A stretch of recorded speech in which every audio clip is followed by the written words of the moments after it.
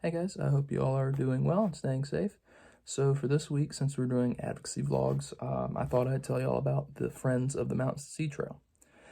So the Mountains to Sea Trail is a long-distance hiking trail that stretches across the entire state of North Carolina, starting at Jockey's Ridge in the Outer Banks, and then stretching 1,200 miles to Klingsman Dome at the North Carolina-Tennessee border in Great Smoky Mountains National Park.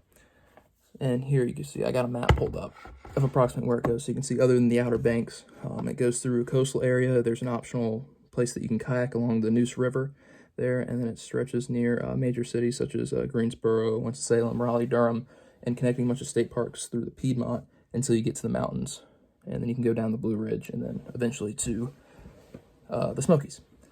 So for this vlog, I'm talking about the Friends of the Mountains Sea Trail. So this is the group that has been the force behind the construction, maintaining, and advocacy for this trail. So it was first envisioned back in 1977, and which is almost 40 years ago?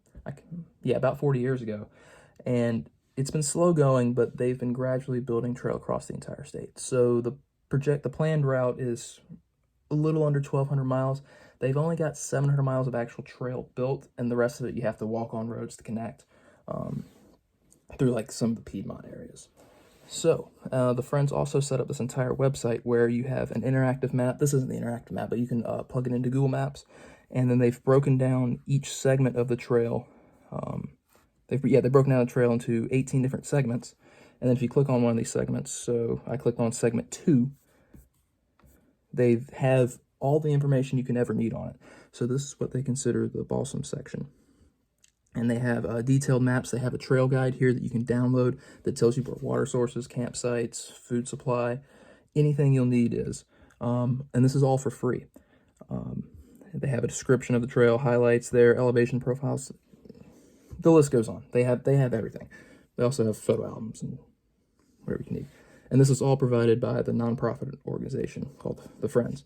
So more about The Friends, if I can click on it. There we go. So some things they do, they build the physical trail, so it's entirely volunteer-based. They have trail days. Obviously, they have to take a break now because Corona. But, you know, they have meetups. It's slow going because, as Eli's vlog showed us, trail building can be a little bit slow, but they're gradually connecting all the parks across the state just in their own goodwill. Some other things they do is they advocate for funding from the state government because it's under the state park system, but you know, sometimes our government doesn't fund everything. So they're trying to get help from them. They're also educating the public about it to understand this recreational resource that we have and are slowly building. All right. They also fundraise for it and all that, and they do the trail guides like I've already mentioned.